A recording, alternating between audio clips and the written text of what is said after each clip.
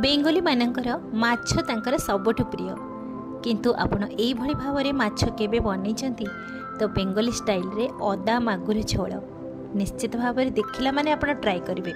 मु तो जेबेठू खाई तो मु सब बळे एई भली बनाउची कहीं इतनी टेस्टी बनब अल्प मसला रे ही बनब।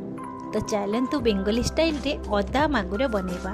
वीडियोटी आशा करुच्ची आपण मानकु निश्चित भाव में पसंद आसिबो। अदा मागुर बनैबा मुझे गोटे कढ़ई नहीं से मात्र गोटे चम्मच सोरिष तेल से गोटे बड़ आलू को चोपा छड़ी यही भाव में लंबा लंबा करी काटी आपण मन पसंद रे काटी पारिबे।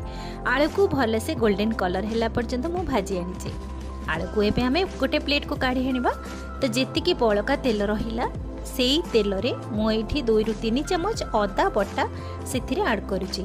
एतिकी अदा बटारे आज आमे मागुर बने आउ ए अदा बटाटा केते बेले ऐड करबा आपण माने वीडियो को फुल देखंतु जाईकी तापरे पूछि परिबे। तो एठी अदा मसला कषा हे गला। तो एबे अदा को आमे गोटे छोट बाउल को काढी आनिबा।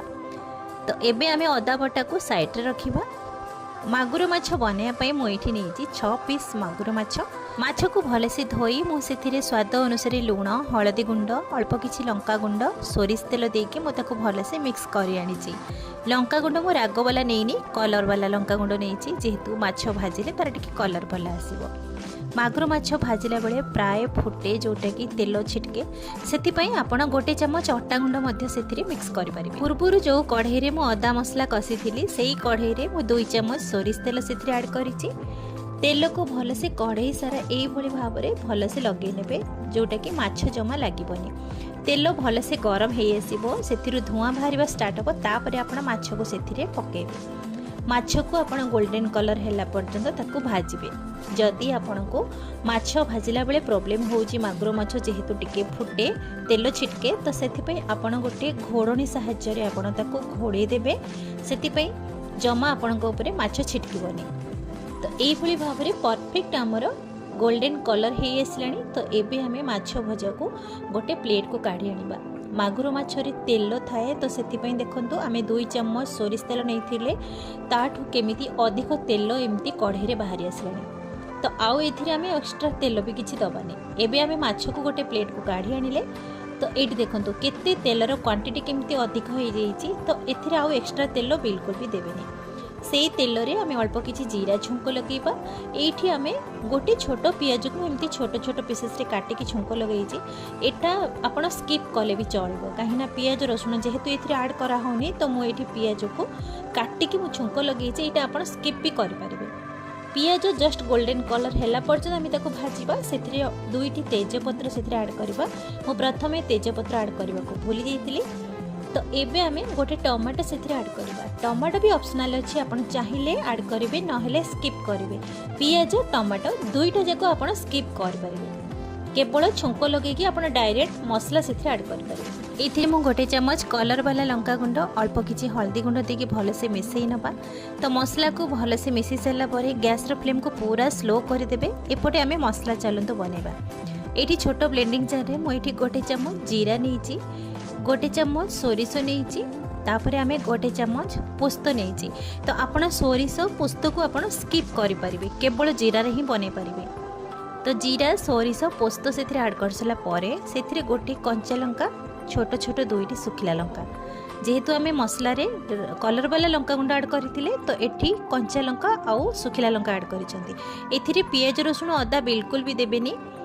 तो एथिरे अल्प किछि पानी देकी ताको भलसे मिक्स करके तार गोटे चिकन पेस्ट बनेबा। एई भली भाव में आमर मसलार पेस्ट बनीगला। एतिकी मसला सबू लगे आमर अल्प मसला लगे। तो आप मसला को स्टोर करके रखिकी पुणी पर आप बन पारे।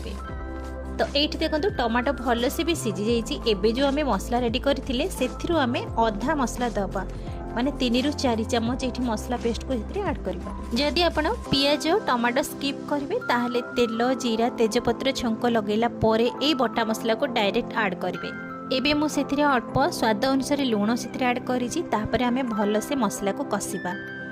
तो ए पर्यंत आमे जो मसला प्रथमे अदा को कसी थिले तो से अदा मसला ए पर्यंत आमे ऐड करि नांती। तो ये देखो अदा मसला एपर्यंत आम ऐड करना किंतु केतेबेले ऐड करबा आपण वीडियोटा को फुल देखिले ही जानि परिबे। मागुर माछ पियाज रसुण अदा बटा मसला कषा देकी भी बना जाए, सोरिष आंबुल देकी मध्य मागुर माछ बना जाए, किंतु एई भली भाबरे अदा मागुर थरे बनातु देखिबे बाकी मसला दिया माछ को खाइबा को भूली जिवे। तो एठी देखंतु मसला पढ़ा से कषि ही आसिलानी, मसलारू तेल छाड़िबा भी स्टार्ट हो गलानी। तो एबे आमे एठी ऐड करबा आपनक क्वांटिटी अनुसार आपण ग्रेवी रखिबे जेतिकी सेतिकी ही एठी पानी ऐड करिवे, ठंडा पानी किंबा गरम पानी मध्य ऐड करबे। तो मु एठी ठंडा पानी ऐड करिछि।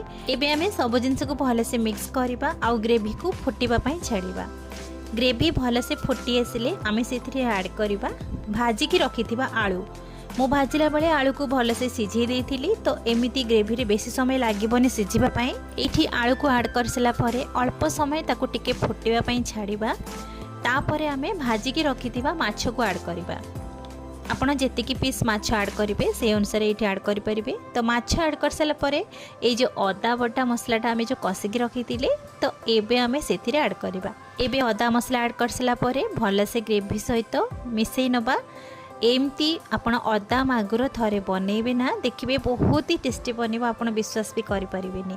मु केमिति भी कहबी आपण मानकु आपण निजे थरे बनै कि खाइले ही आपण जानि परिबे। जदि आपण मागुर माछ खाउ नांती ताले मागुर माछ बदल रे आउ अलगा माछ रे भी आपण एमती भी बनै परिबे। तो एबे हमें ग्रेवी सहित भले से मिक्स कर साला परे मात्र 1 मिनिट पर्यंत ताको कवर करके छाड़ी देबे। बेसी समय कवर करिवेनी, काहेकि ना माछ भले से माने सिझी गले ग्रेवी सहित घांटी ही जिवो।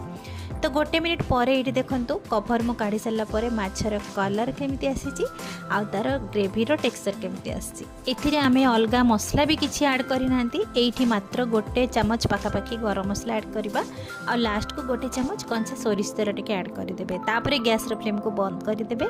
एथिरे आमे एक्स्ट्रा तेल भी ऐड करि नांती, जेहेतु आमे 2 चम्मच तेल रे माछ भाजुतिले तो मागुर रो तेल तो बाहरे, तो सेतिकी तेल रे ही आपण देखुथिबे मु बनैची।